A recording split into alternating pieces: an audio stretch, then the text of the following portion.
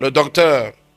Le mot grec utilisé est didakalos, qui signifie maître, instructeur. Et là, c'est pas parce que tu es un docteur en théologie que tu es un docteur au niveau du ministère, non. Ce n'est pas un cursus académique. Pour être docteur en théologie, là, tu vas suivre un cursus académique pour devenir docteur en théologie. Mais ici, ce travail-là, c'est un ministère, c'est une charge spirituelle d'abord. Ce n'est pas un cursus académique.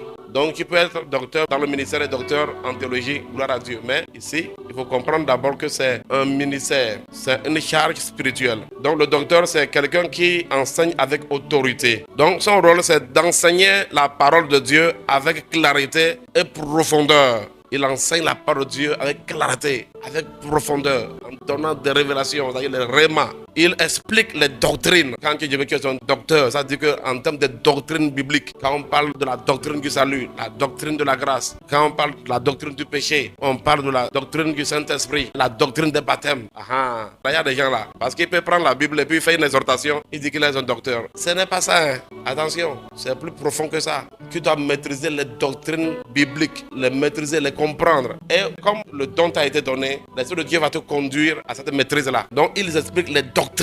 Ils forment les croyants, apportent la maturité spirituelle. Donc, le docteur va conduire les croyants à la maturité spirituelle. S'il y a une chose que je veux vous dire déjà à ce niveau-là, sachez que la plupart du temps, quand vous voyez par exemple Paul là, il était appelé à être apôtre, mais il a exercé dans le travail de docteur et de prophète. Et maintenant, il exerce dans ces deux ministères et le apostolique s'est manifesté par la suite. Donc ça veut dire que la plupart du temps, les apôtres, ils ont au moins, peut-être parfois aussi d'autres ministères. Et les apôtres souvent fonctionnent dans ce travail-là aussi. Donc Paul, il était un apôtre, il était aussi un docteur dans la parole. Vous allez voir que Paul a expliqué tellement de choses aux gens.